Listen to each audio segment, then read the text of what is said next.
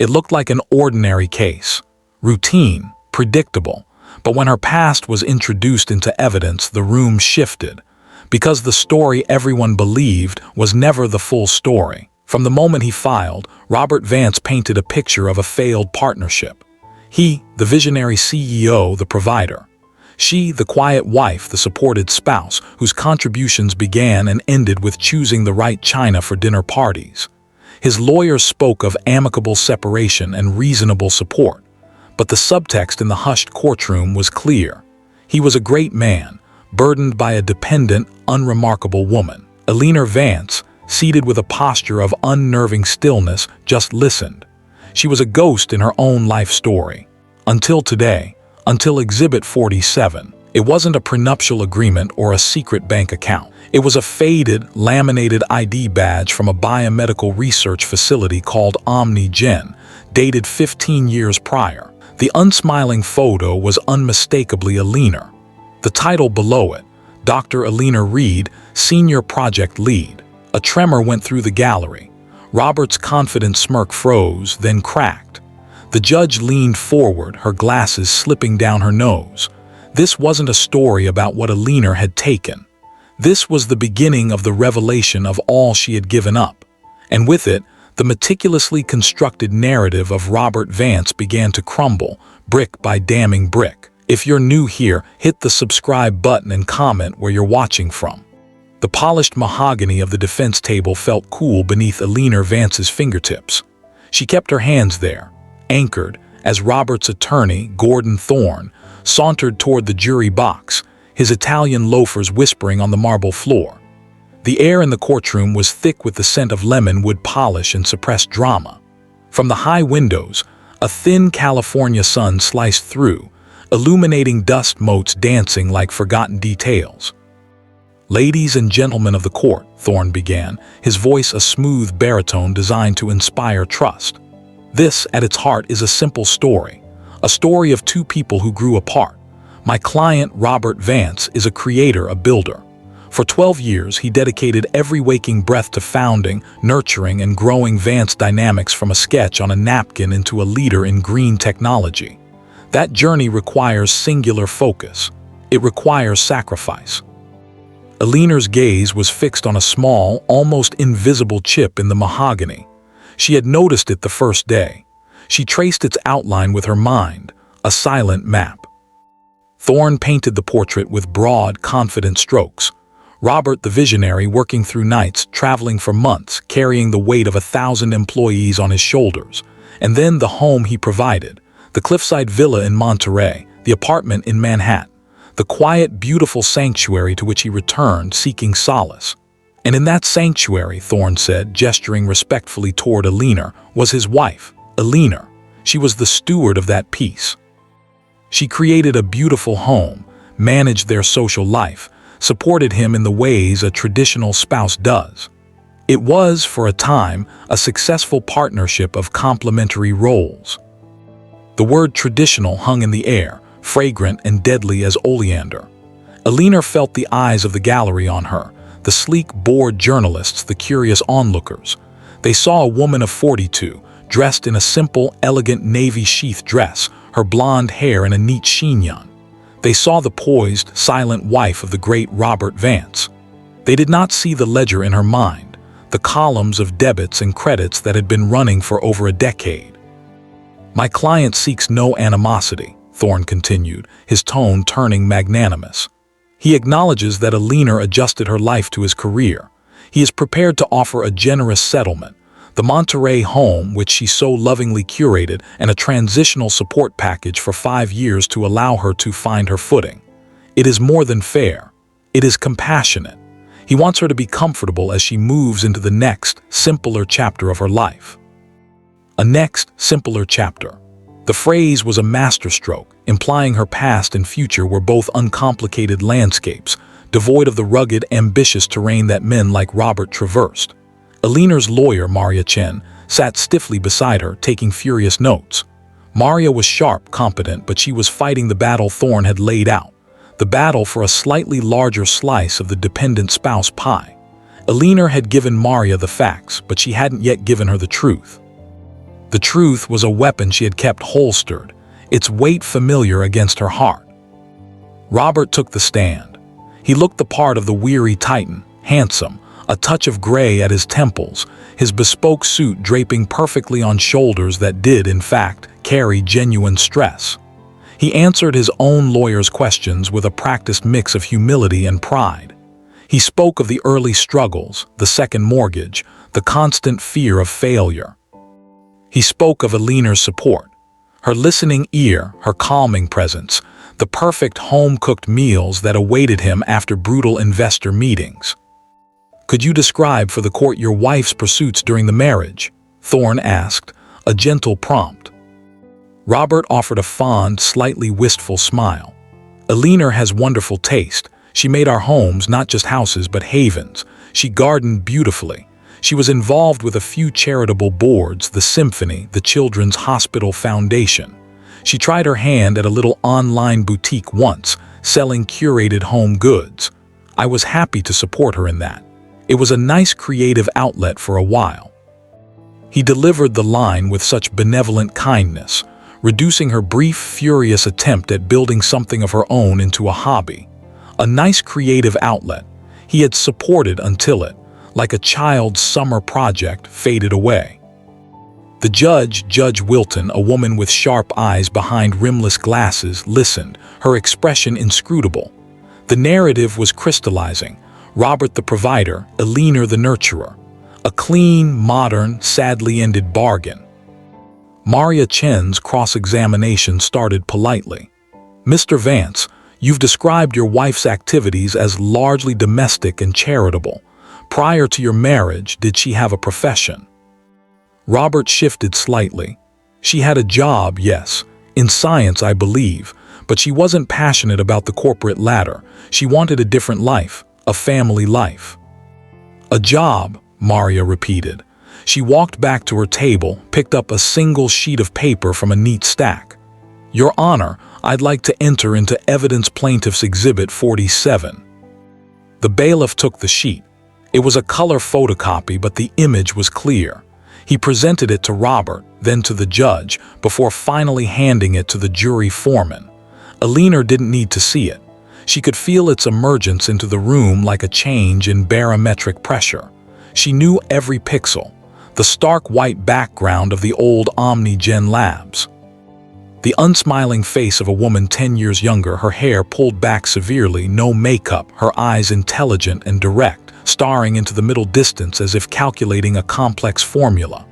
The bold letters, OMNIGENBIOSOLUTIONS, security access, and below the image, read Dr. ELEANOR, Senior Project Lead, Level 4 clearance. A ripple, tangible as a shudder, went through the courtroom. A juror's eyebrows shot up. Another leaned forward. Judge Wilton adjusted her glasses, looking from the badge to Alina, then back to Robert. Robert's face underwent a subtle but profound transformation. The confident paternal expression flickered. There was confusion first. What was this? Then a dawning, unsettling recognition. He knew the face, of course, but not this version of it. This was not the woman he came home to. This was someone else entirely. Maria let the silence stretch. "Mr. Vance, do you recognize the woman in that photograph?" It's Alina," he said, his voice tighter. "And the title listed, Senior Project Lead, at OmniGen, a Fortune 500 biomedical research firm. Is that the job you referred to?" "I suppose so. It was a long time ago." "How long ago? When you met Alina Reed, was she a Senior Project Lead at OmniGen?" Robert's jaw worked. "Yes, but she left that willingly. She wanted." "Just answer the question, Mr. Vance." Maria interrupted, her voice crisp.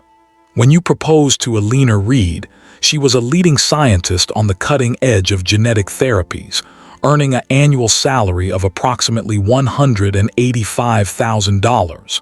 Is that accurate?" The number, so specific and substantial, landed in the quiet room with a thud. The dependent spouse narrative, so carefully constructed, developed its first hairline fracture. I don't recall the exact salary," Robert deflected. Your Honor, we have W-2 forms from that period to enter into evidence, Maria said, not taking her eyes off Robert. So, to be clear, you did not meet a woman with a nice creative outlet. You met Dr. Alina Reed, a highly compensated, highly respected professional at the peak of her field. Correct. The word doctor seemed to echo. Robert looked for the first time cornered. Yes, he admitted, the word clipped. And at the time you met, you were a regional sales manager for a tech hardware firm with an annual income of roughly $70,000 and a fledgling business idea for energy-efficient server cooling. Is that also accurate? The contrast was brutal. The gallery buzzed. Robert's neck flushed a dull red. My potential was never about a starting salary. Of course not, Maria said, a thread of steel in her voice. But potential is a future concept. Dr. Reed's salary was a present, concrete reality, one that, according to bank records, paid for the rent on the apartment you shared, the groceries, the utilities, while you worked on your business plan. Isn't that true? He couldn't deny it. The financial records were immutable. The fracture widened into a crack. The story was no longer about what he had given her. It was beginning to be about what she had started with. As Robert stammered through an answer, Alina allowed herself a single, slow blink. Behind her eyelids, the courtroom vanished. She was suddenly 28, standing in the sterile, humming chill of the OmniGen Lab 4. The memory was visceral. The smell of liquid nitrogen and agar, the rhythmic click of a micropipette in her hand, the green glow of data scrolling down a screen in a promising cascade. She felt the thrilling fatigue of a 16-hour day, the profound satisfaction of a problem solved, the whispered excitement of her team. Reed, this is it. This is the link. It wasn't just a job. It was an identity, a calling, a world she inhabited with total mastery. The memory was so vivid it was a physical ache, a phantom limb. The gavel cracked, pulling her back. Judge Wilton called for the mid-morning recess. The spell broke, and the room erupted in a cacophony of shuffled papers and excited whispers. Robert shot up from the witness stand, throwing a dark, bewildered look at Alina before being ushered away by Thorne, who was speaking to him in a low, urgent voice. Maria Chen turned to Alina, her dark eyes wide with a mixture of shock and burgeoning fury. Alina, she hissed, leaning close. A senior project lead at OmniGen. You told me you worked in a lab. You didn't tell me you were that. This changes everything. Alina finally lifted her hands from the cool wood of the table. She flexed her fingers, feeling the blood return. She met Maria's gaze, and for the first time, let the calm, analytical mask she'd worn for years slip just enough to reveal the fierce intelligence beneath. It was the look from the ID badge, come to life. It wasn't just a job, Maria, Alina said, her voice low but clear, carrying a resonance it hadn't possessed before. It was my life's work, and I didn't just leave it. He asked me to. He framed it as a strategic pause, a partnership. I was the stable ground so he could launch, so I stepped off my track. She paused, letting the weight of the unspoken sacrifices settle between them. The salary, the rent, that's just the surface. That's just the first page of the ledger. Maria stared at her, the case strategy visibly reconfiguring in her mind. The goal was no longer just a fair settlement for a homemaker. It was restitution. It was equity. What else is in the ledger, Alina? She asked, her voice hushed. Alina stood, smoothing her dress. She looked toward the door where Robert had exited, then back at Maria. A faint, unreadable smile touched her lips. Everything, Maria, everything that was invisible, and it's time for it all to be seen. The recess was a storm contained within the hushed, wood-paneled witness room. Maria Chen paced, her earlier professional restraint replaced by the fervor of a litigator who'd just been handed the keys to a hidden arsenal. She spun on her heel, facing Alina, who stood calmly by a window overlooking the civic plaza below. A strategic pause, Maria echoed, the phrase tasting bitter. He asked you to pause a career at that level for a partnership. Did you have an agreement? Anything in writing? Alina watched a pigeon strut across the empty concrete. The agreement was in promises, she said softly. It was in shared dreams, sketched on the same napkins as his first server designs. It was just until we get the Series A funding. Then, just until we're cash flow positive. Then, just until the IPO. The goalposts had a habit of moving whenever my old life seemed to inch back into view. She turned from the window, her eyes meeting Maria's. The only document I have is a ledger. Not of emotions, of facts. We need those facts. Now, Maria insisted, her mind racing. The ID badge shattered his narrative, but Thorne will try to patch it. He'll say you chose this, that you were happy to leave a stressful job. We have to prove it wasn't a choice in a vacuum. It was a calculated extraction of your capital, financial, intellectual, and social, for the benefit of Vance Dynamics. Back in the courtroom, the atmosphere had changed. The bored anticipation was gone, replaced by a sharp collective focus. Gordon Thorne wore a strained smile, attempting to project unflappability, but his eyes were narrowed, recalculating. Robert sat at the defense table, no longer the relaxed titan but a man under a new and uncomfortable microscope, his shoulders tense. Maria Chen called her first witness of the afternoon, Dr. Aris Thorne, no relation to the lawyer, a former colleague from OmniGen, now the head of his own biotech startup. He was a man in his 50s with a brisk, precise manner. Dr. Thorne, Maria began, can you describe the professional stature of Alina Reed when you worked with her? She was exceptional, he stated without hesitation. One of the sharpest minds in somatic gene editing I've encountered. Her work on targeted viral vectors was foundational. The project she led, the Reed Protocol, showed such promise for treating certain muscular dystrophies. It wasn't just science. It was a direct path to clinical application and, frankly, significant commercial revenue. She had publications in Nature Cell. She was a rising star. We all expected her to be running a department, or her own lab, within a few years. What was the reaction when she resigned?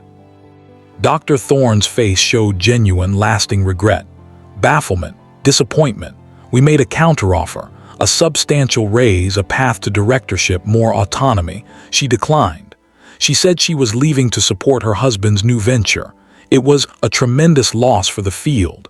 He glanced at Alina, a look of respectful curiosity, as if seeing a phantom of that lost prodigy.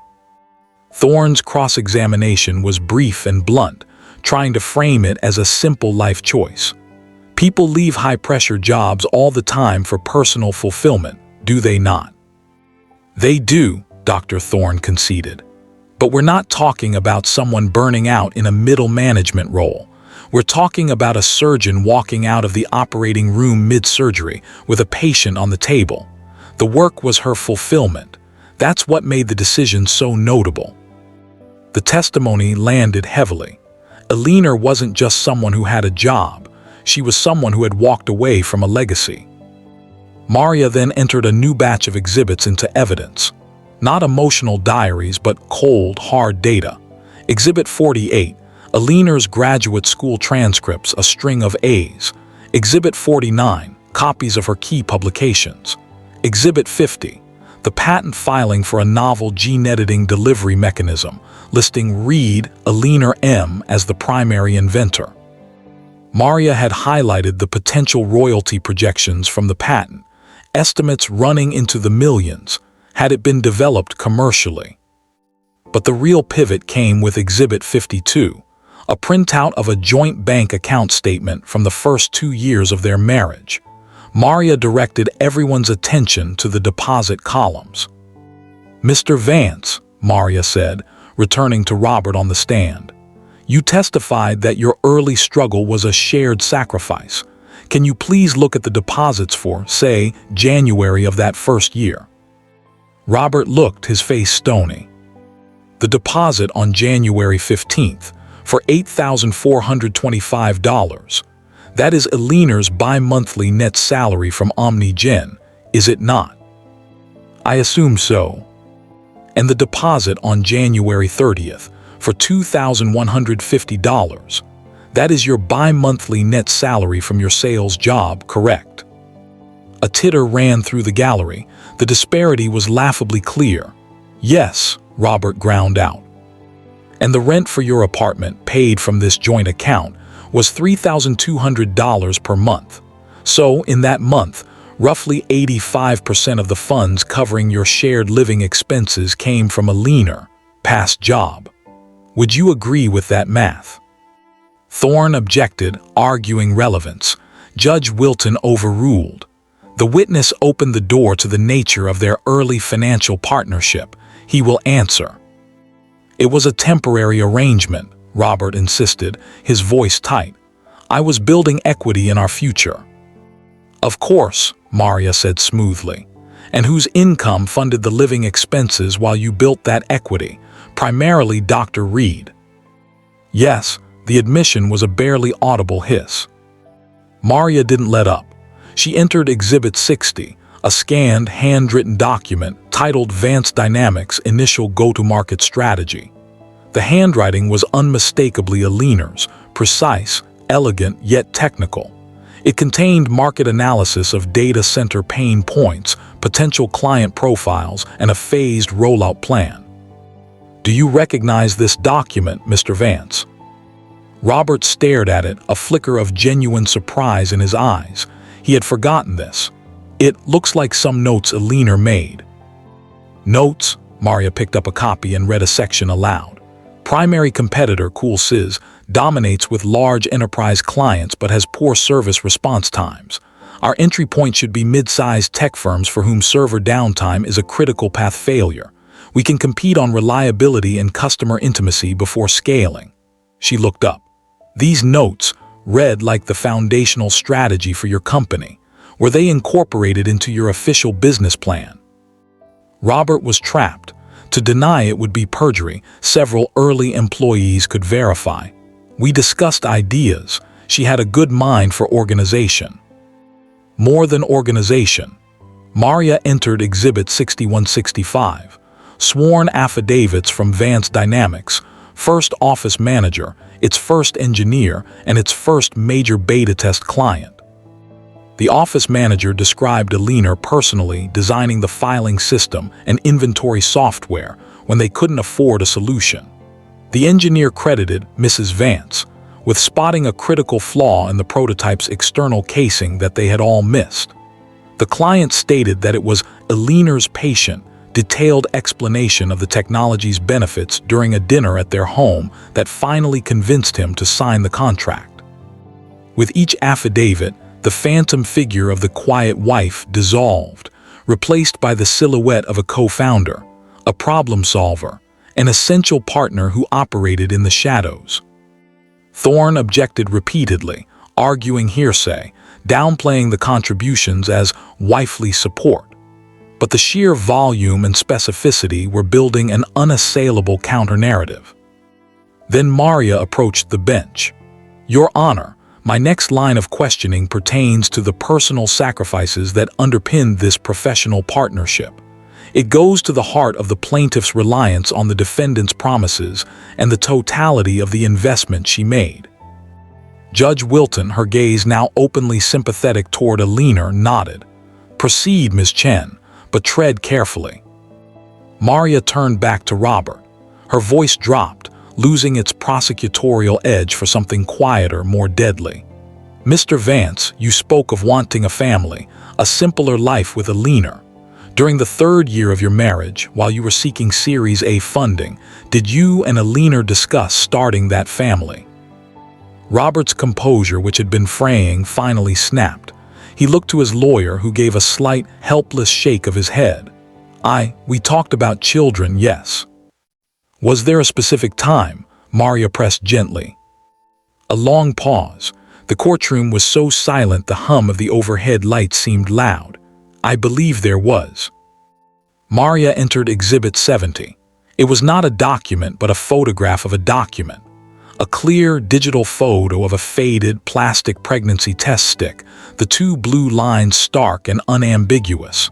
The date in the corner of the photo read, November 12, 12 years ago, the same month as the pivotal meeting with Sequoia Capital. "Do you recognize what this is a picture of, Mr. Vance?" Robert's face went ashen. He looked not at the screen where it was displayed, but at Alina. For a fleeting second, it wasn't the accused looking at his accuser. It was a man seeing a shared, ghostly pain he had long refused to acknowledge. His throat worked. "Yes. Can you tell the court about the conversation you had with Alina when she showed you this?" "Objection," Thorne boomed, rising. "This is an egregious invasion of privacy, meant solely to inflame." "Your Honor," Maria countered, her voice thick with emotion she didn't have to fake.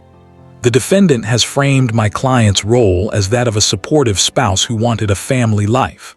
This goes directly to the personal cost of the partnership he proposed. It goes to detrimental reliance on the highest order." Judge Wilton considered, her lips a thin line. "Overruled. The witness will answer. The court is entitled to understand the full context of the parties' choices."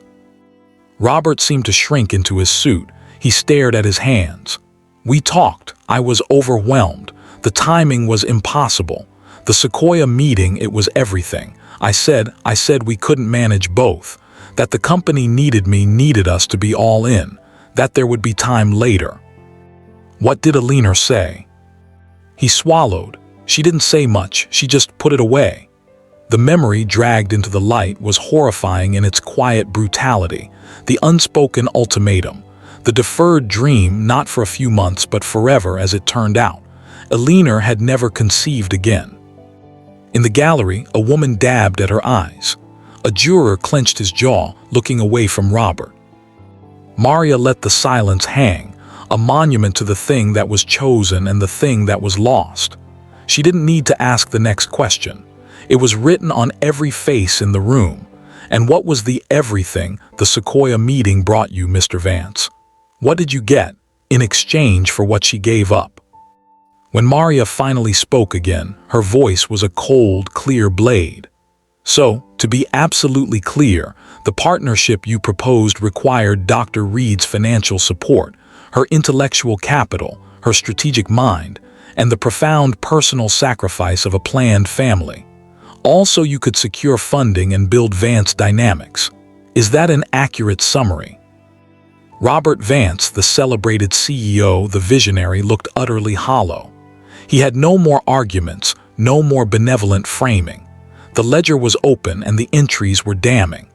All he could do was whisper the answer that sealed his new narrative, not as a provider, but as a taker. "Yes." The silence after Robert's whispered yes was profound, a living thing that filled the high-ceilinged room. It wasn't the quiet of boredom, but the heavy, breathless hush of witnessing a seismic shift. The foundation of the case, of the public story of Robert and Alina Vance, had not just cracked, it had crumbled into dust. Judge Wilton did not call for a recess. She seemed to understand that the momentum of truth was finally flowing, and to interrupt it would be a disservice. She simply nodded to Maria Chen, her expression unreadable but her posture one of acute attention. Maria did not press Robert further. There was no need. The echo of that single, devastating admission was more powerful than any follow-up question. She turned instead to the bench. "Your Honor," the plaintiff rests. Gordon Thorne's request for a brief recess was granted, but it was a hollow formality. When proceedings resumed, the defense called no substantive witnesses. Thorne attempted a closing argument that felt like rearranging deck chairs on the Titanic. He spoke of love, of shared dreams that sometimes change, of no malicious intent.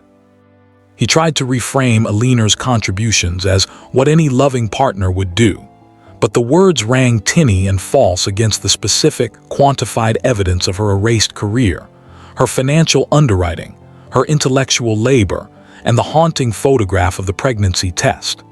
His final plea was for equity, not vengeance, a last-ditch effort to paint Alina as the one now seeking to take.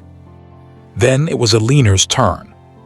She had never intended to take the stand. Her plan had been to let the facts, her ledger, speak for her.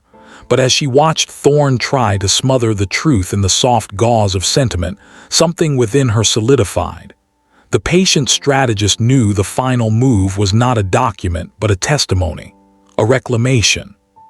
She walked to the witness stand, her steps measured, the same navy dress seeming less like armor now and more like a uniform. She took the oath, her voice clear and steady. Maria's questions were simple, a scaffold for her to build upon. "Elinor, why are you here today?" Elinor looked not at Maria nor at Robert, but directly at Judge Wilton. "For a long time, I thought I was here to be released from a marriage. Now I understand I'm here to be released from a story where I was a supporting character in someone else's epic. I'm here to correct the record." She described the strategic pause not with bitterness, but with the analytical clarity of the scientist she was. She outlined the projected 5-year timeline to Vance Dynamics' stability, the repeated assurances that her turn would come. She spoke of the loneliness of watching her former colleagues win prizes, launch startups, make discoveries, while she selected wallpaper and planned donor galas. "It wasn't that the work was beneath me," she clarified. "It was that it was invisible.